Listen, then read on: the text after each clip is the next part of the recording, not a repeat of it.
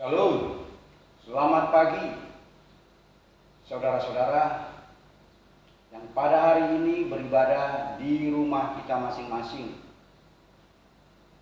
Kita adalah umat yang rendah hati. Apa yang dianjurkan oleh pemerintah kita menuruti, oleh karena kita tahu bahwa pemerintah adalah kepanjangan tangan Tuhan.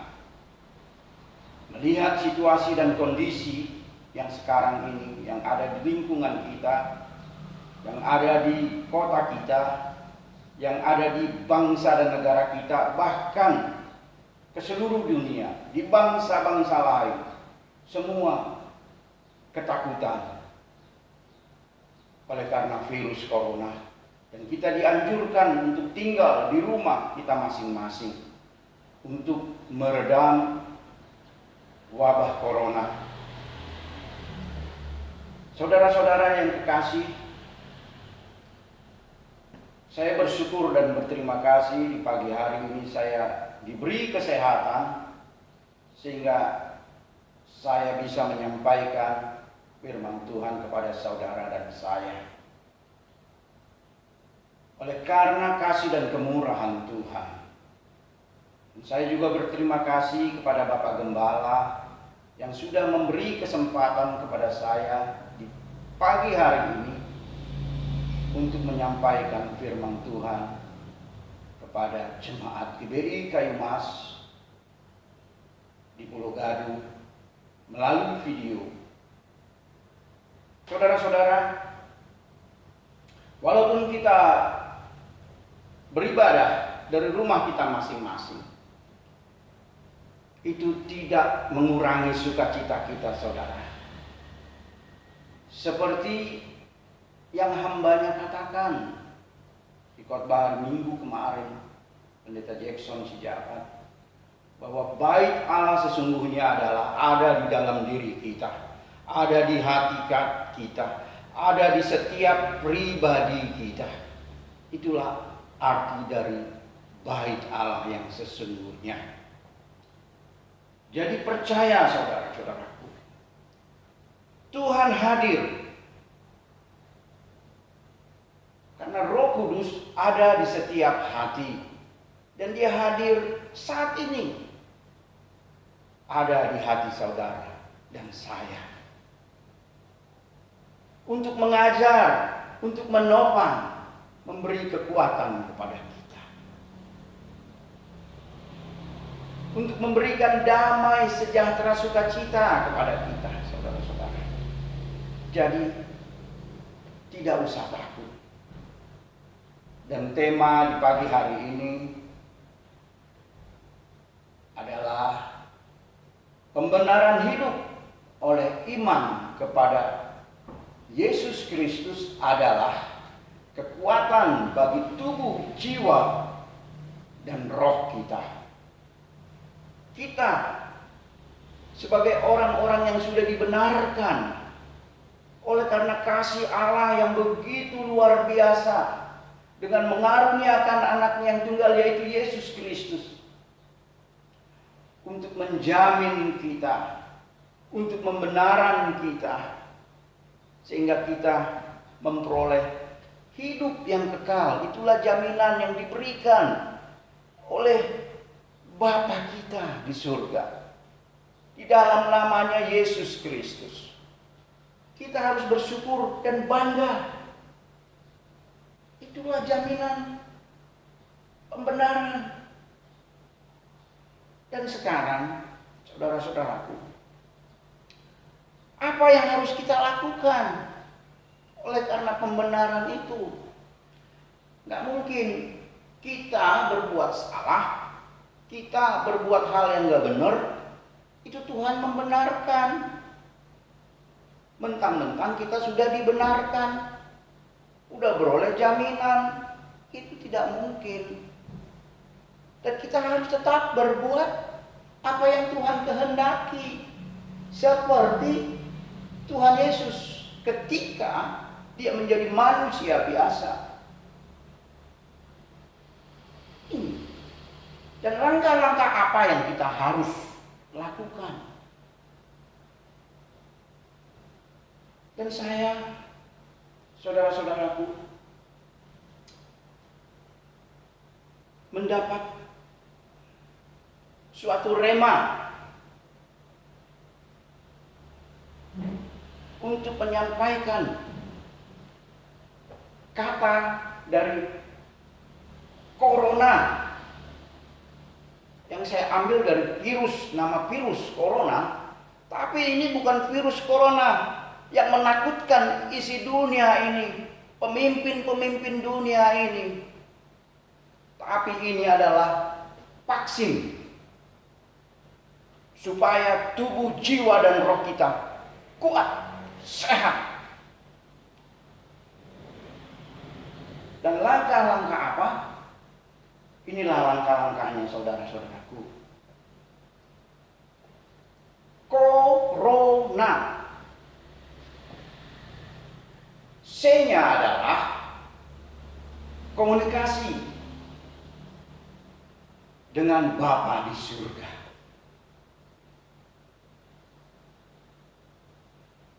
Ini saudara mungkin bisa lihat, karena tadi malam saya juga share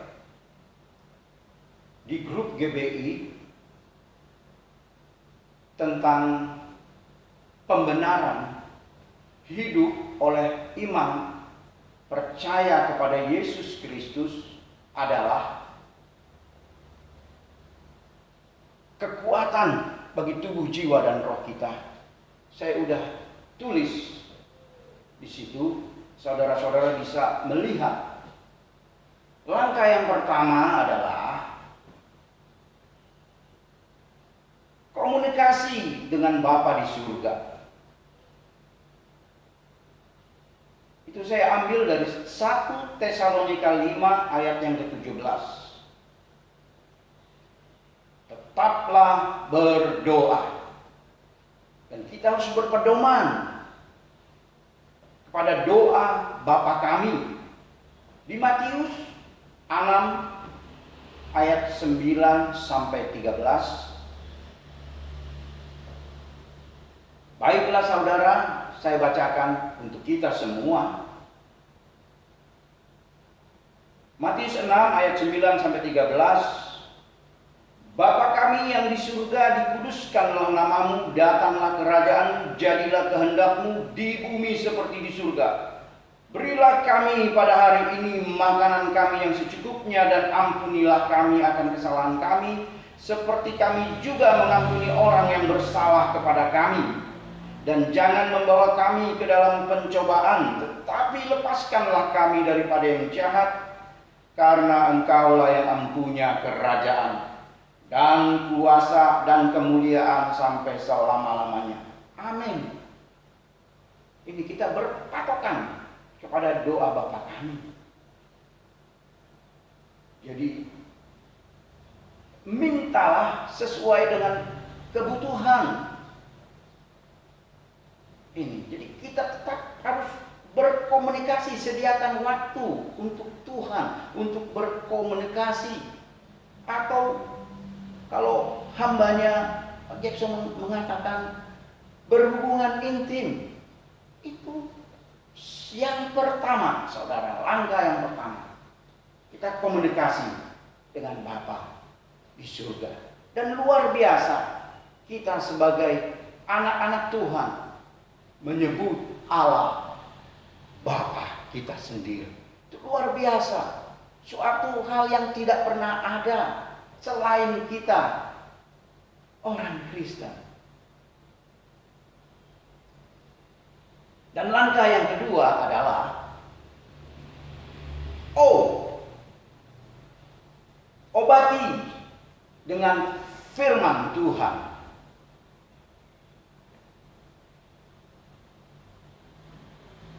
Ada tertulis di dalam kitab Alkitab mengatakan di Amsal 17 ayat 22. Saya akan bacakan untuk saudara dan saya. Hati yang gembira adalah obat yang manjur, tetapi semangat yang patah keringkan tulang. Di sini ada kata-kata obat, garis bawahi. Jadi firman Tuhan adalah obat yang mujarab, yang manjur, yang luar biasa. Dan segala masalah kita, segala problem saudara dan saya, bahkan problem dunia ini, hanya firman Tuhan yang dapat menyelesaikannya. Hanya firman Tuhan. Karena kenapa saudara? Kita harus melihat kembali bagaimana langit dan bumi beserta dengan segala isinya diciptakan. Itu bisa saudara dan saya baca, lihat di Kejadian 1 ayat 1 sampai 31. Dan semua oleh karena firman-Nya. Termasuk virus corona ini juga. Tuhan yang menciptakan. Dan untuk kegunaannya sendiri. Untuk kemuliaan Tuhan. Untuk rencana Tuhan.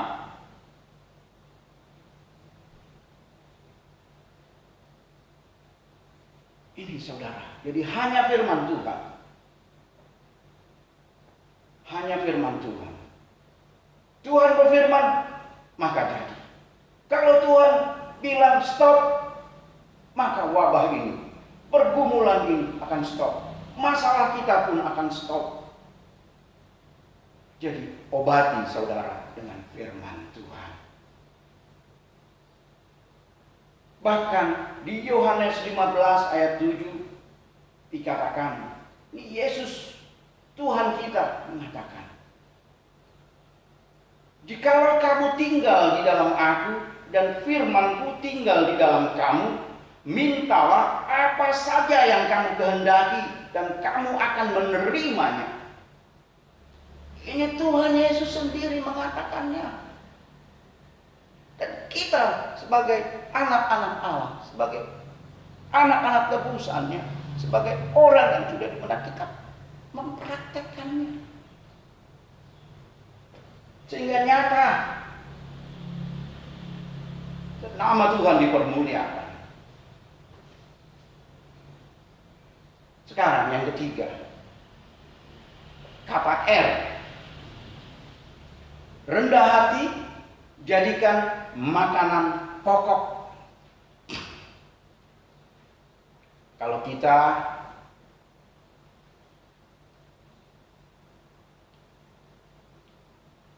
makan nasi biasa, makan nasi, makanan pokok kita nasi.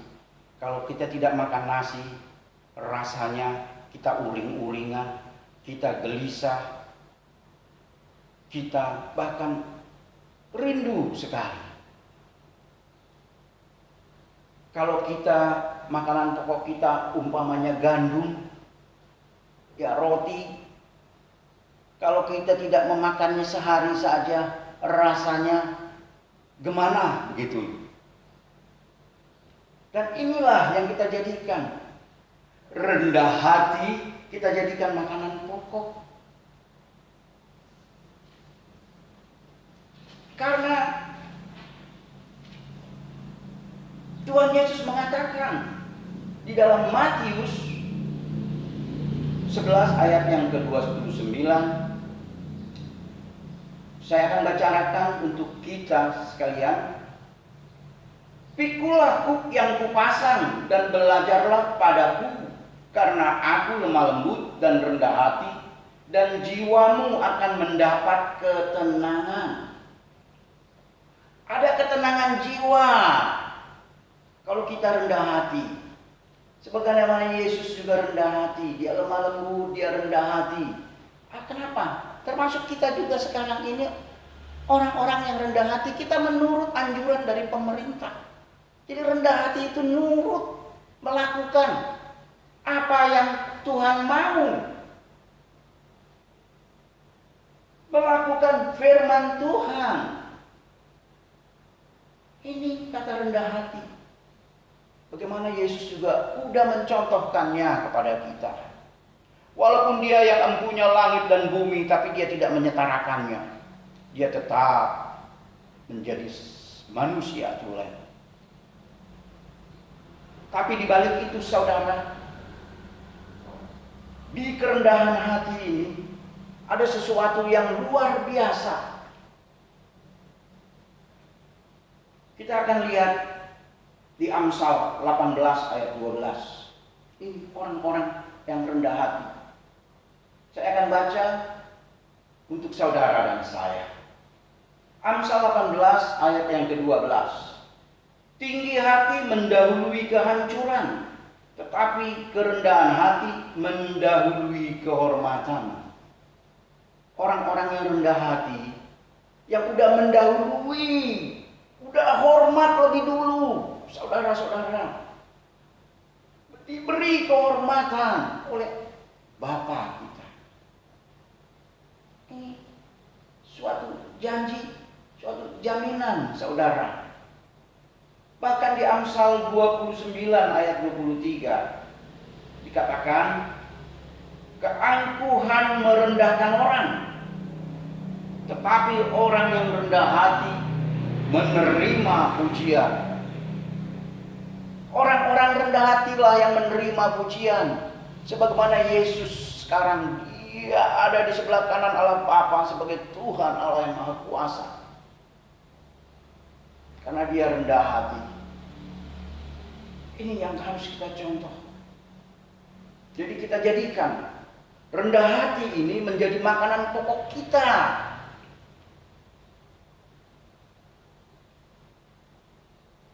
Dan sekarang langkah yang keempat.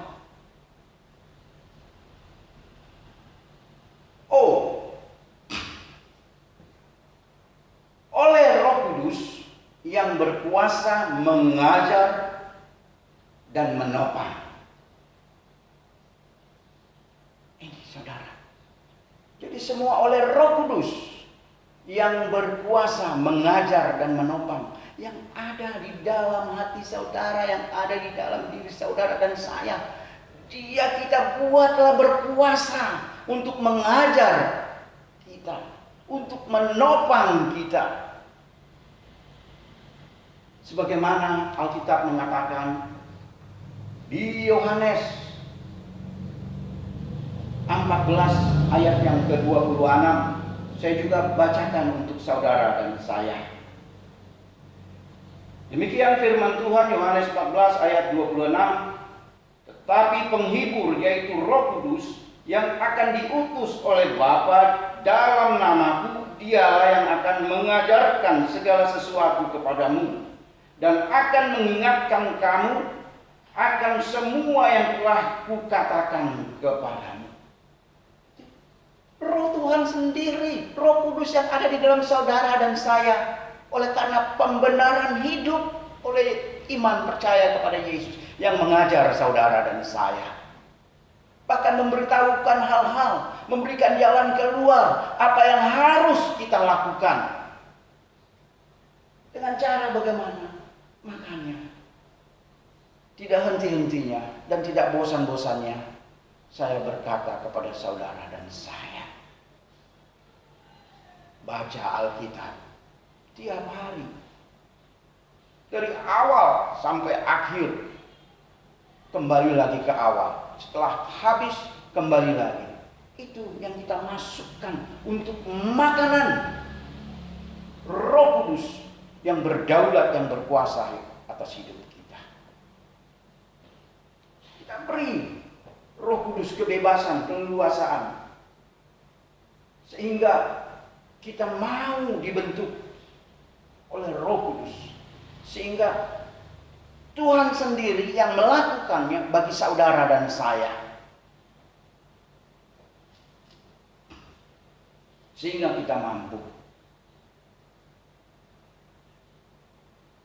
Bahkan Yesus sendiri, dia dikuasai oleh Roh Kudus sehingga dia bisa melakukan mujizat-mujizat ketika dia menjadi manusia.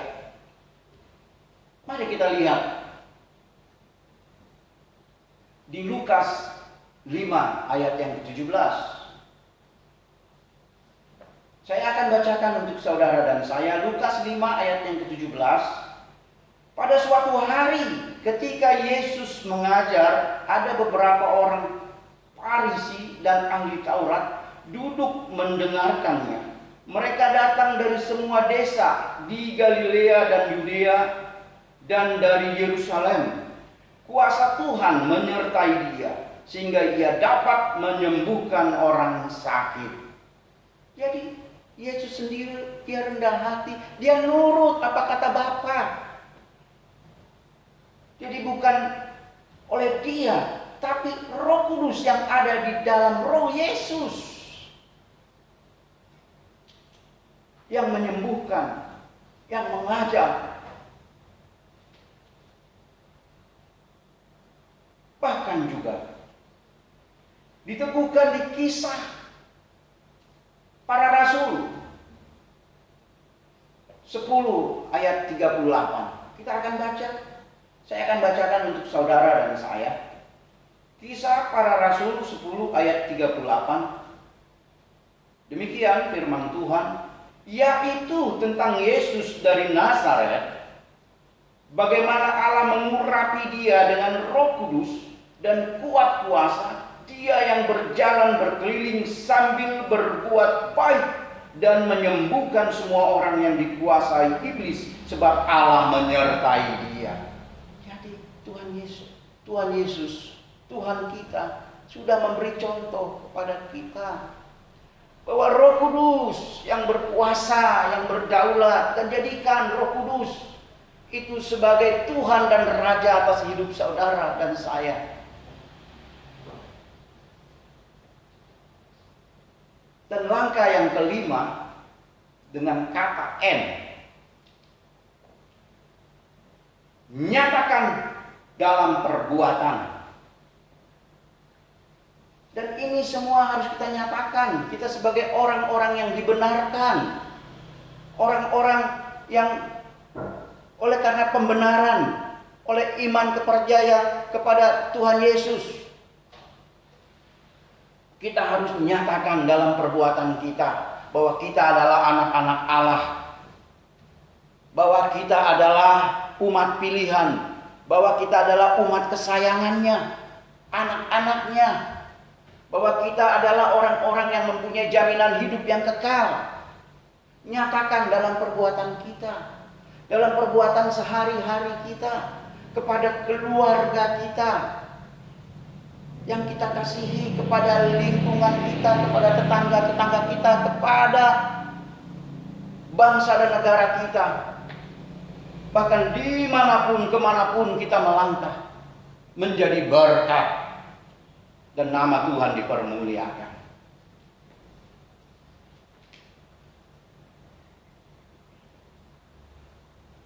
Kita lihat Kisah Rasul pasal yang pertama ayat yang ke-8. Saya akan baca bagi saudara dan saya. Tetapi kamu akan menerima kuasa kalau Roh Kudus turun ke atas kamu, dan kamu akan menjadi saksiku, yaitu Yesus, di Yerusalem dan di seluruh Yudea dan Samaria sampai ke ujung bumi. Ini di Kisah Para Rasul mengatakan kita akan menerima kuasa kalau Roh Kudus itu turun ke atas kita, dan kita akan menjadi saksi Yesus di Yerusalem, di seluruh Yudea dan Samaria sampai ke ujung bumi. Jadi jangan khawatir saudara. Roh Kudus Kau beri keleluasaan yang ada di dalam hati saudara dan saya. Jadikan dia berkuasa sehingga kita mampu untuk menjadi saksi. Sehingga kita mampu untuk untuk memberitakan bahwa kita ini adalah anak-anak Tuhan Yesus. Bahwa kita ini adalah umat pilihannya. Bahwa kita ini mempunyai jaminan hidup yang kekal. Dengan perbuatan-perbuatan baik yang dikehendaki Bapa di surga. Bahkan Yesus sendiri pun, dia mempraktekkan juga waktu dia menjadi manusia biasa, sama seperti saudara dan saya. Kita lihat di Matius 11 ayat 4-5. Saya akan bacakan untuk saudara dan saya. Matius 11 ayat 4-5. Yesus menjawab mereka, "Pergilah dan katakanlah kepada Yohanes apa yang kamu dengar dan kamu lihat, orang buta melihat, orang lumpuh berjalan, orang kusta menjadi tahir, orang tuli mendengar, orang mati dibangkitkan, dan kepada orang miskin diberitakan kabar baik." Haleluya. Nah, ini saudara, kita harus menyatakannya, mempraktekkannya dalam hidup kita. Segala kebaikan yang dikenal oleh Allah Bapa. Ini saudara-saudara, ini 5 langkah. Dan yang terakhir, langkah yang ke-6 dengan kata O. Salah saudara, maaf, bukan O, tapi A. Amin untuk firman Tuhan. Amin. Dan kita mau lihat amin ini apa? Karena ada ya dan amin. Amin adalah kepastian. Kita melihat kalau Yesus juga, dia disamakan dengan amin. Kita lihat di Wahyu. Di Wahyu 3 ayat yang ke-16. Salah saudara, Wahyu 3 ayat yang ke-14, bukan ke-16. Saya akan bacakan untuk saudara dan saya Wahyu 3 ayat yang ke-14. "Dan tuliskan kepada malaikat jemaat di Laodikia, inilah firman dari Amin," garis bawahi dari Amin, "saksi yang setia dan benar, permulaan dari ciptaan Allah." Jadi Yesus sendiri adalah Amin, saksi yang setia dan benar, permulaan dari ciptaan Allah.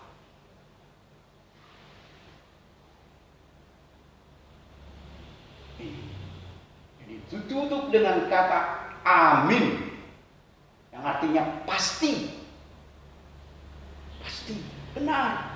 Jadi Yesus adalah kebenaran, Yesus adalah kepastian. Bagaimana juga kita akan lihat diteguhkan di Matius. Kita melihat lagi pada ayat Matius 24 ayat 35. Saya akan bacakan untuk saudara dan saya. Matius 24 ayat yang ke-35. "Langit dan bumi akan berlalu, tetapi perkataanku tidak akan berlalu."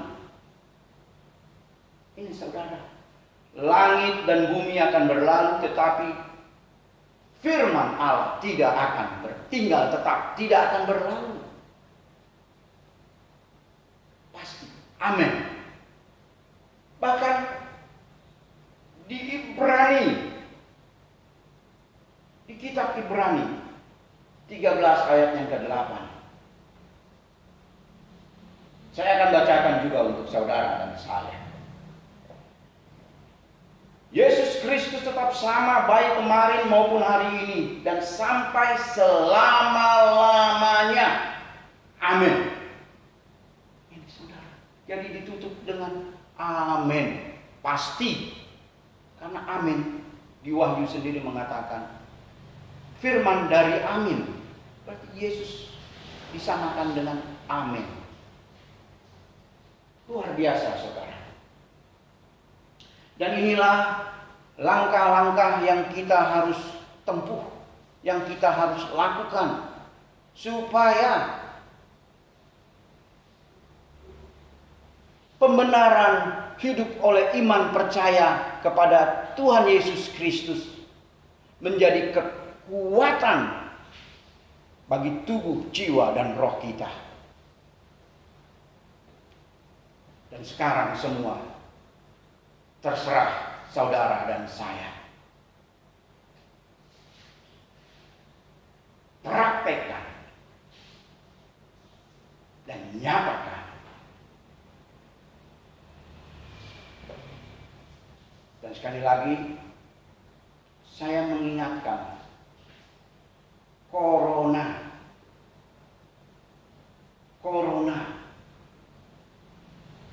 bukan virus, tapi ini antibodi kita.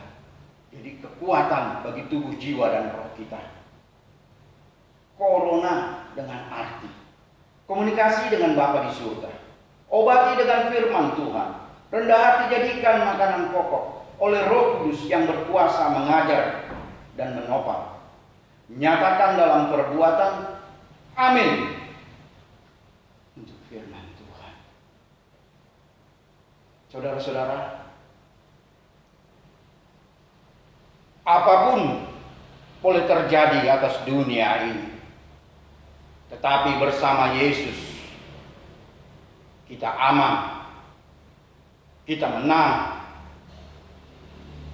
kita puaskan, kita dikuatkan. Ada jalan keluar bersama Yesus.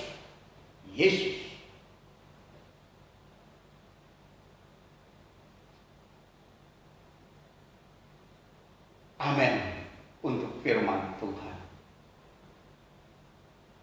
Mari saudara, saya akan berdoa saudara, untuk saudara dan saya. Tuhan Yesus, ya Bapa, ya Roh Kudus, terima kasih Tuhan, kalau hamba-Mu sudah menyampaikan isi hati-Mu, dan sekarang Tuhan, biarlah Engkau sendiri Tuhan Roh Kudus yang memberi pengertian,